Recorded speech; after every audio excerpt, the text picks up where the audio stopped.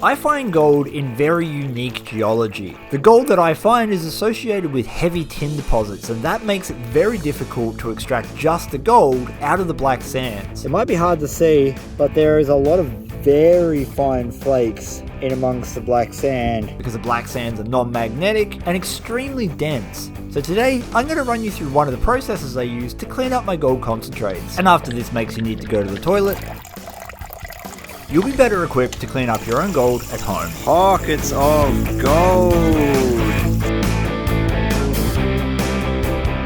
Reedy Creek is famous for two things: gold and its tin. It was mined for both extensively through the 19th century. You may be able to see a little bit of the tin that's in these concentrates, and because it is tin, it's non-magnetic, meaning it's super difficult to separate the gold from that tin. Today's mission is to use my cleanup system, which is a gold rat cleanup sluice box, Dream Mat microcell mat, a speed controller from Washington Beach Mining, and an 18 amp hour marine battery, all connected to an 1100 gallon an hour pump, combined with some serious classification so that we may turn this dirt into golds.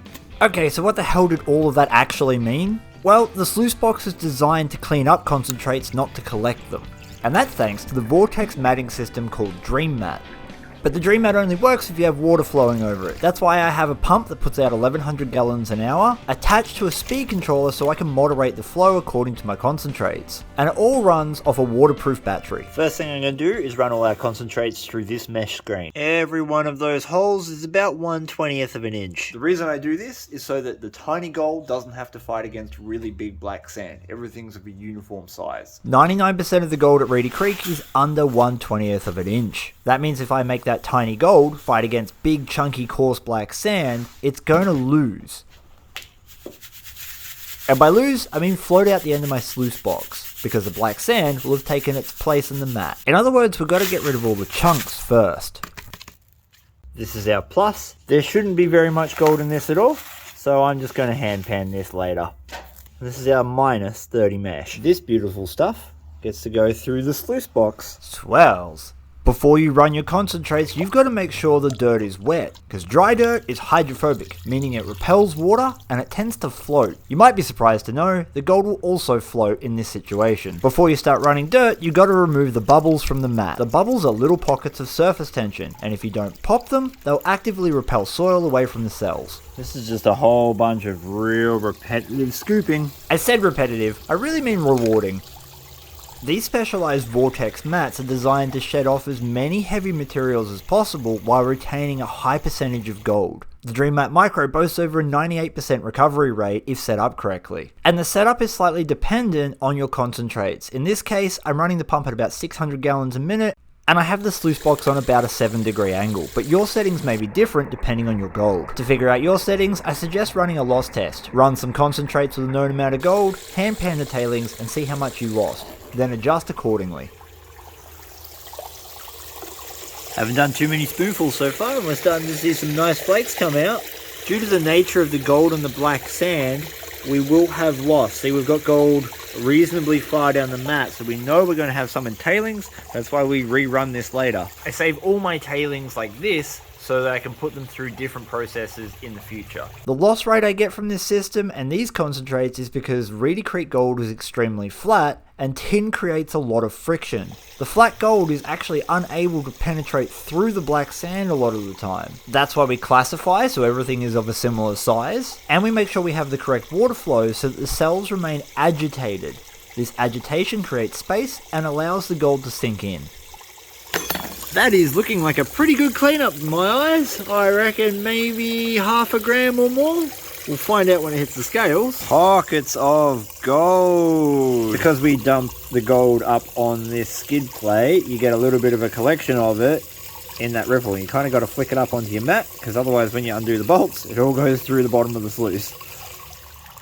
Now that you've taken an entire pan of concentrates down to just what's in the sluice mat, it's time to reduce it even further. There are a few machines that can do this, such as miller tables, but in this case I'm going to show you a hand panning method, simply because almost every gold prospector has a gold pan. We took that entire pan of concentrates to down to maybe a handful. That is much easier to deal with. But before we do the minus 20 mesh, let's do the over. bigger the black sand and the bigger the gold, the easier it is to separate. That's why we can hand pan this as opposed to having to run it through a sluice box. What past Chris was meant to say is that the gold in the plus 20 mesh is big and dense, so it doesn't like to move, making it much easier to pan the black sand away. And obviously this would be a whole lot easier if I could just use a magnet. Clean water. And now to find out how many golds we may have got. We obviously got a fair amount of lead. Look at the amount of shotgun pellets in there. Bullets are made of lead. Lead's heavy and it collects with the gold. Golds. Oh, hey, we actually got a nice big flake. It's very flat, but that's nice. And we got a couple of other little bits to join it. I can see one over here.